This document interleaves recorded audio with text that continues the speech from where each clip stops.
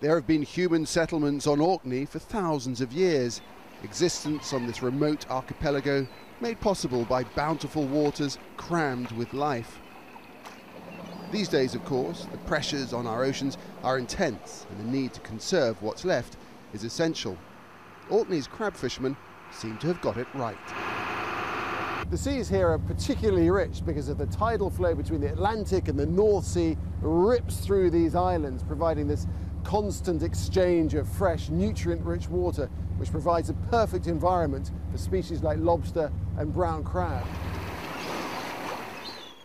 We watch the Merlin II at work, the crab boat skippered by Willie Sinclair, a sprightly 82 years old.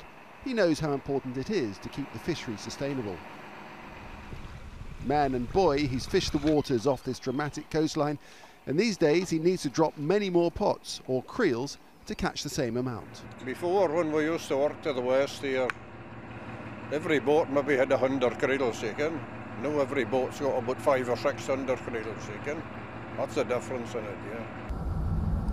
Now the Fishermen's Cooperative here has teamed up with scientists to better understand the catch that pays their wage, so the fishery can be managed at a local level to best effect.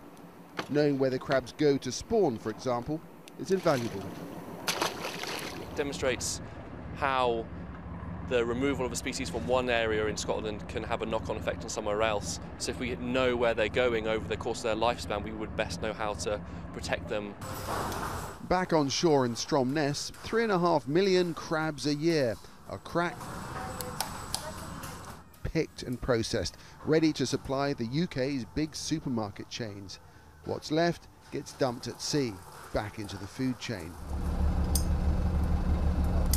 This overall community approach is what many say is needed right across the world to protect our fisheries. More and more fish and seafood is being used to feed the population. In some parts of Africa, for example, the fish is the largest source of protein that some communities may have. So it's really important that communities take ownership of their fish and the long-term future for them.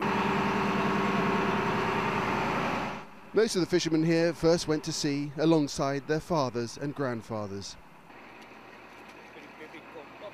Managing the stocks in this way ensures future generations can do the same, while helping to maintain the natural balance of inshore waters. It is a rare success story in these challenging times for the world's oceans. Nick Clark, Al Jazeera, Stromness, the Orkney Islands.